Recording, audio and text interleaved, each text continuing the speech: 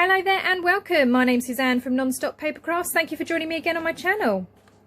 Okay, so today's video is a continuation in the series of looking at how to make covers for your junk journals, and today's video is all about using packaging. So while it looks like I have a problem ordering from Amazon, I promise you all of these are not from my orders alone. My family know to save boxes, but yeah, Amazon packaging is great for journal covers, as well as cereal boxes and food packaging, even the HP instant ink. So I have this service, this one actually still has ink in it waiting to be used, but I actually made this cover from one of those. So it just goes to show that absolutely anything can be used from these boxes.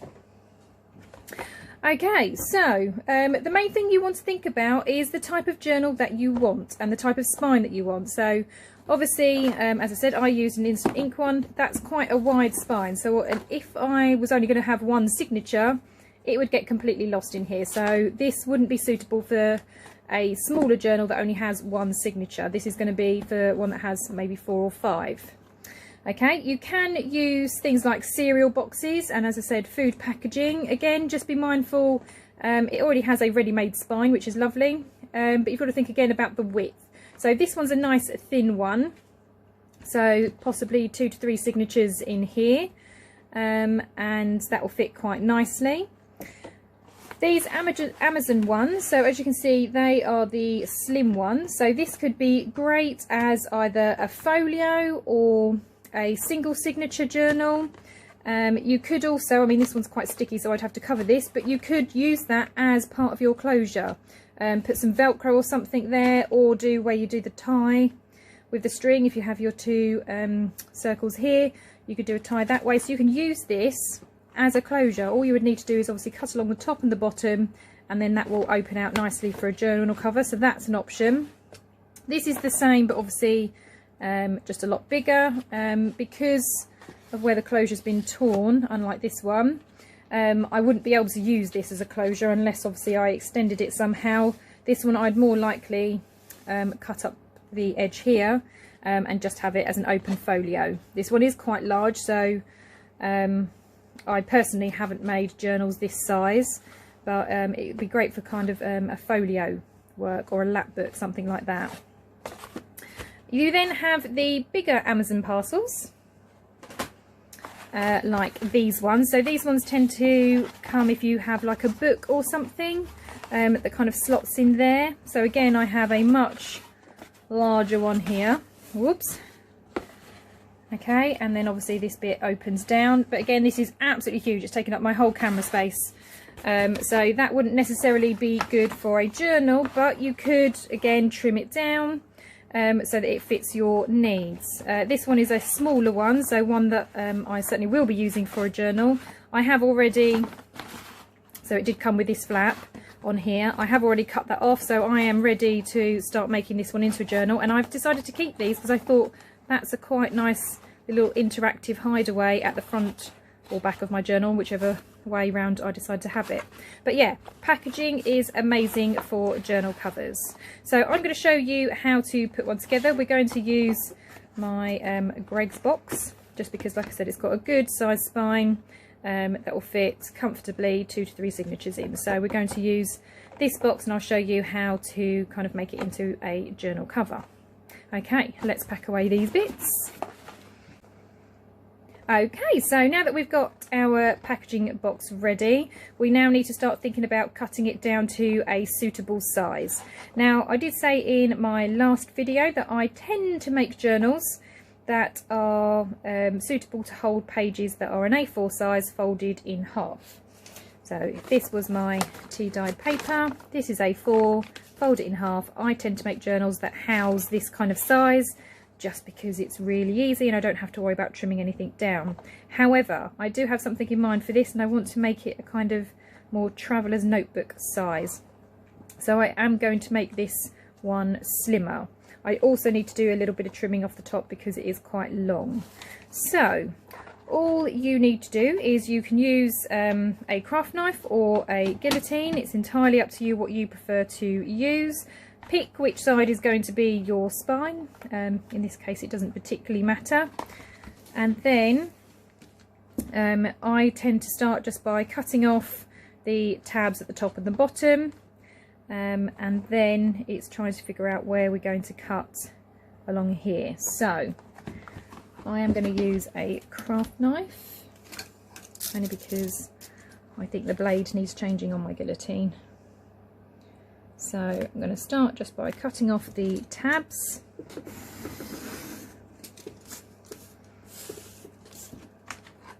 Same on the other side.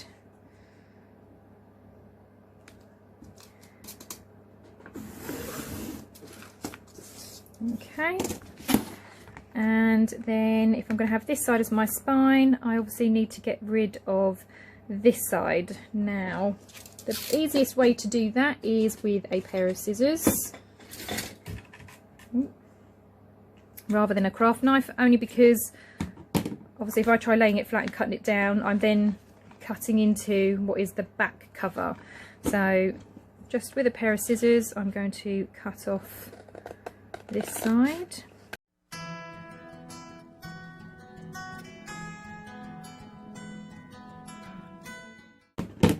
Okay, and there essentially is a book cover. Okay, so now we just need to trim this down to the size that we want. So I'm just going to get rid of these bits here. Right, so as I said, I do want to make this a little bit smaller, more traveller's notebook style. So I'm going to cut this so it is 8.5 inches tall, and then the cover is going to be 4.5 inches wide. So this time I am going to use my guillotine, and I'm going to start with this side, and I want to come in, no, all the way around. I need this 4.5. So I'm going to look obviously where my spine is, go to 4.5 inches, and then this is the bit that I want to trim off. Okay, I'm going to do the same on the other side. So my spine is at 4.5 inches, and trim down. Okay, so 4.5 inches wide. I then wanted it 8.5 high, so now I'm going to trim that. I'm going to do it the other way actually, because it's a little bit bent in that corner, so it's not taking off too much. Where's my 8.5? There it is.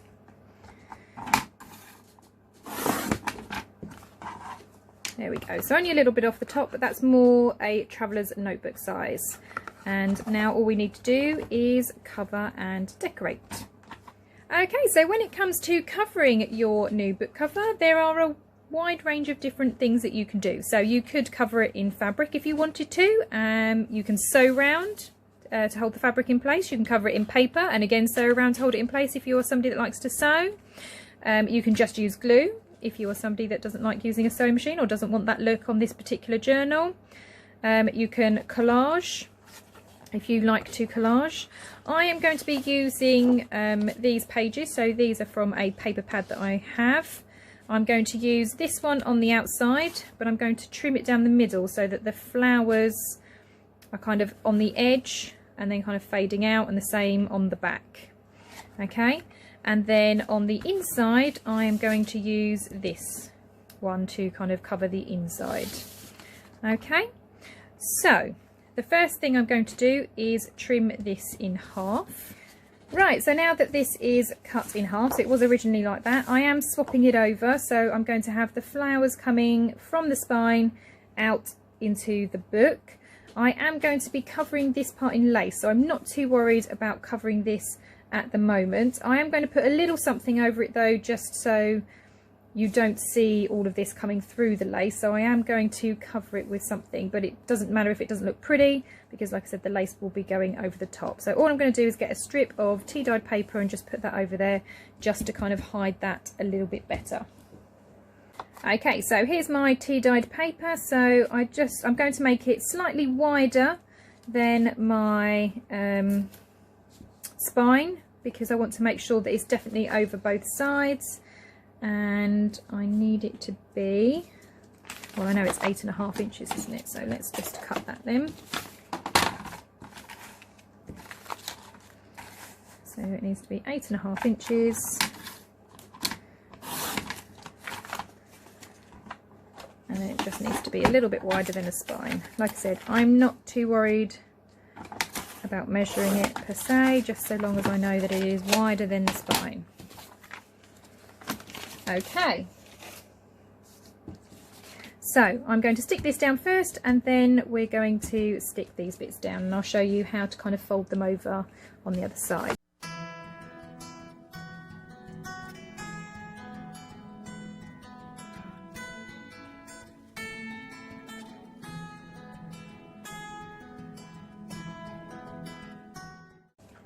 Okay, so now that that's stuck down, you kind of encourage a fold. You will obviously see crease marks here. That's absolutely normal.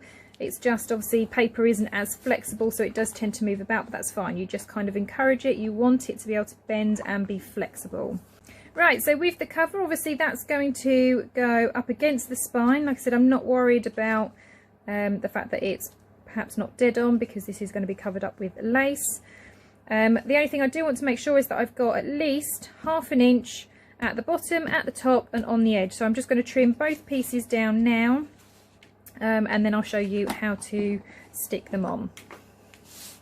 Okay, so they're my two covers. Then all you do is we're going to glue this down and stick it. It doesn't matter if you've got one side that's slightly bigger than the other, it doesn't matter. We don't need to be too precise, but I'm just going to stick those two bits down. Now I am going to use a fast tack glue rather than a glue stick, only because obviously this I do need to make sure it does stay in place.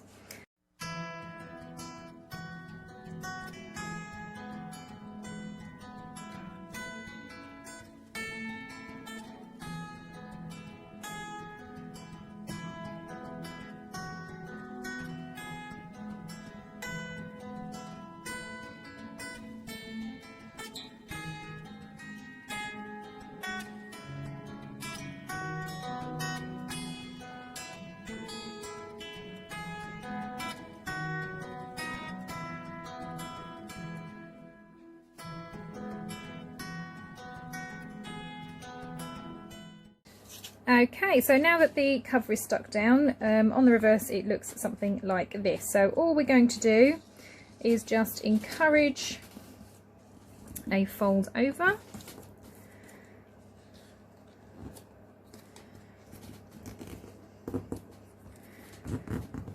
So you do the tops and the bottoms.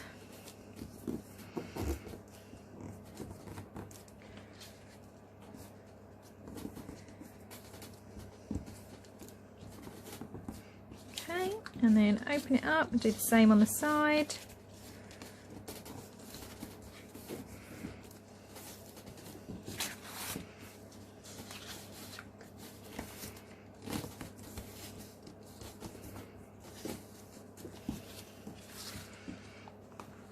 Okay, and now you've got all of your folds in your cover. So all we need to do now is we're going to cut at an angle up to almost the corner. Don't quite hit the corner, but you want to be on the outside of the corner, and then off at an angle on this strip. So you are cutting out this bit here, and then up at an angle here and down at an angle there. So for example, we are cutting in from the corner. Like I said, I'm not at the corner, and then off at an angle here. So do you see? I'm not straight on the corner, but I'm very near it, and you need to do that for each corner.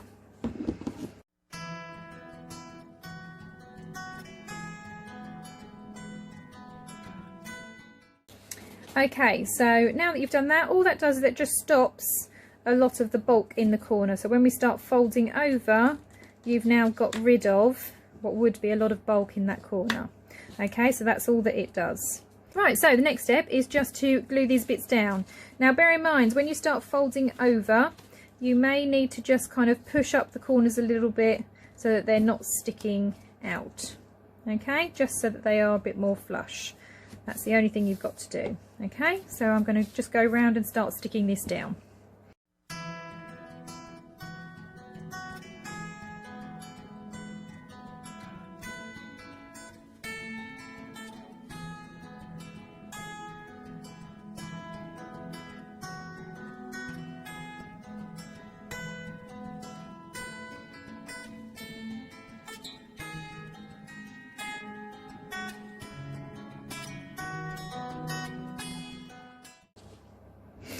Right, okay, so that's that bit stuck down. As I said, my cover, the spine I'm not worried about because that will be covered with lace. But I have flowers down the front and flowers down the back. So for the inside, to cover this, like I said, I'm just going to use a different patterned paper. So I'm going to be using this one. And all I need to do now is cut this to size. So I tend to make it just so it's slightly smaller than the edge. So I try to give myself, it's tiny little edging. Okay, and try and do that all the way around.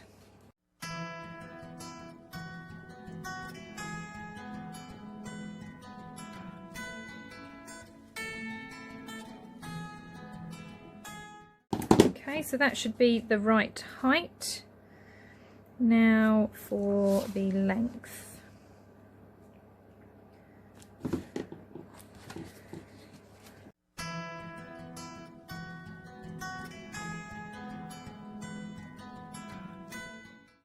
Okay, so this is now cut to size. So all I'm going to do is stick this down, and as you can see there is just a very slight edge all the way around. Okay, so I'm just going to glue that one down.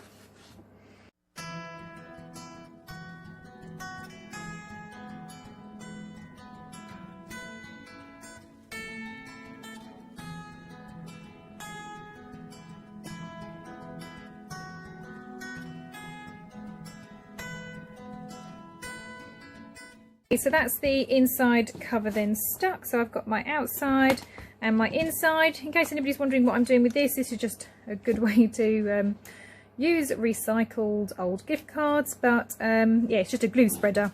So just to make sure that I haven't got any clumps of glue in any particular position, you just kind of spread and rub that across, and it just kind of smooths it all out a little bit.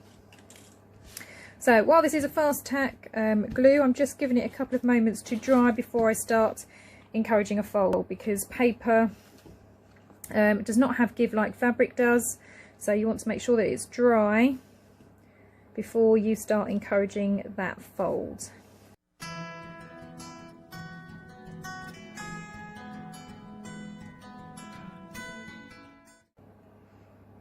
Okay, so there is the cover done. So we've got the outside cover complete, the inside is covered in a lovely floral. I have got the lace to put on the spine. Now I'm not going to do the lace yet because I have something in mind for this, and I want to sew my signatures in before I put the lace on top. So I'm not going to do the lace in this particular video, but just to apply lace you do the same thing. So use a fabric type glue, glue along here, and then obviously place your lace on top to cover your spine. You could, of course, if you weren't going to put lace, just cover the entire thing with paper. That's obviously another option, but like I said, I've got an idea for this journal, so that's why I know I want lace on there, but I want my signature sewn in first. Okay, so as you can see, there are lots of different ways that you can make journals, lots of different sizes and shapes, all from different packaging. So here's the one that we did today. So as I said, I know I've still got to cover the spine, but I want to wait till my signatures are in for this one, but that will be in another video. This one I made from packaging from a HP instant ink box. If you wanted to add, like I have, a binding to your cover, then all you need to do is before you stick your inside cover on, you just glue down your binding and then glue that over the top, and then that holds it nice and secure in place. And then yeah, my ideas journal, if you saw that video, that was made from Amazon packaging. So like I say, lots of different shapes and sizes. The possibilities are endless with packaging, but they make such great hard covers. I really hope that you found this video useful. If you did, please give it a like. If you are not already subscribed to the channel, then the subscription button is also below. Make sure you click the bell as well though, so you are notified of any new crafty videos I release. You can also find me on social media. Those links will be in the description below. As always, thank you so much for watching. I hope you have a lovely crafty day. See you later. Bye bye.